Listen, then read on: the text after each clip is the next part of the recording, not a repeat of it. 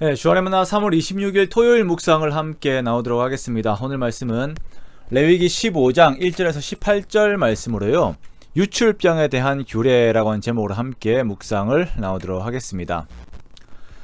오늘 말씀은 유출병에 대한 규례를 말씀을 하고 있습니다. 1절에서 18절까지는 남자의 유출에 대해서 말씀을 하고 있고요. 내일 본문인 19절에서 33절까지는 여자의 유출에 대한 규례를 말씀을 하고 있습니다. 먼저 유출이라고 하는 부분은 사람에게 있어서 사적이고 민감한 부분에 대한 언급입니다. 생식기에서의 유출을 말하는 것이에요. 여기에서는 두 가지의 유출이 있는데요. 먼저는 비정상적인 유출과 또 정상적인 유출의 경우에 그 정결을 말씀을 하고 있습니다. 자, 그렇다면 본문의 이해를 돕기 위해 하나님께서는 왜 이렇게 사적인 부분인 유출에 대한 것까지 언급을 하시는 것일까요? 우리가 레위기의 주제는 거룩이라고 하는 것을 항상 기억을 하고 있어야 합니다. 거룩은 대조군이 있는 것입니다. 기본적으로는 그 대조군이 세상이고 이스라엘 백성들에게 대조군은 가나안입니다. 즉 이것은 가나안의 성문화와 차별되고 구별된 이스라엘의 성의식을 위한 것이에요. 거룩은 생명 존중 사상이 들어간다라고 말씀을 드렸었습니다. 즉 하나님은 새로운 생명이 탄생하는 것에 대해서 귀하게 여기시며 이것이 방향성 없이 문란하게 행해지기를 원하지 않으십니다. 즉 성은 쾌락만을 위한 것이 아닌 생명을 위한 것임을 명시하는 것입니다. 먼저 부정한 유출에 대한 규례입니다. 남자가 생식기에서 부정한 유출이 있어서 고름 같은 것이 나온다든지 하게 되면 그가 접촉한 침상과 자리가 모두 부정하게 됩니다. 그래서 혹시나 다른 사람이 그것들에 접촉을 하게 되면 옷을 빨고 몸을 씻고 저녁까지 부정한 상태가 돼요. 그 사람의 몸에 닿아도 안 되고 부정한 사람이 정한 사람에게 침을 뱉어도 안 됩니다. 동일하게 옷을 빨고 몸을 씻고 저녁까지 부정하게 돼요. 안장, 그 사람이 앉았던 안장, 질그릇, 나무그릇 모두 부정합니다. 자, 유출이 멈추면 7일 동안 정결의 시간을 가져야 하고 옷을 빨고 물에 몸을 씻어야 합니다. 자, 이 유출병이 현대적으로 어떤 병인지 정확하지는 않습니다. 중요한 것은 이 유출병이 전염이 되게 되면 이스라엘 가운데 생명의 재생산에 있어서의 그 심각한 타격이 온다라는 것입니다. 하나님께서는 생명을 귀하게 여기세요.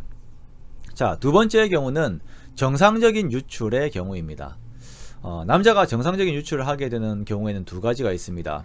성관계와 또 혼자 유출되는 것이죠. 자, 이렇게 유출이 되고 나면 남자는 부정하게 됩니다. 정액이 묻은 옷과 가죽은 물에 빨아야 하고 남녀가 동침하였을 경우 둘 다 물로 몸을 씻어야 합니다.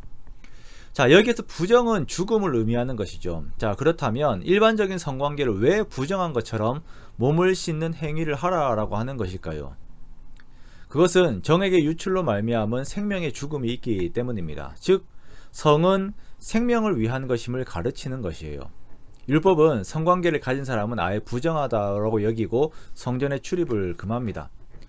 자, 그렇다면 비교군인 가나안의 문화를 보겠습니다.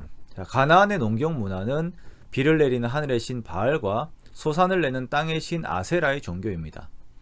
자, 이 세상의 거의 모든 토속 종교가 이러한 양상을 가지고 있죠. 그래서 이들의 삶은 성적으로 문란함이 있어요.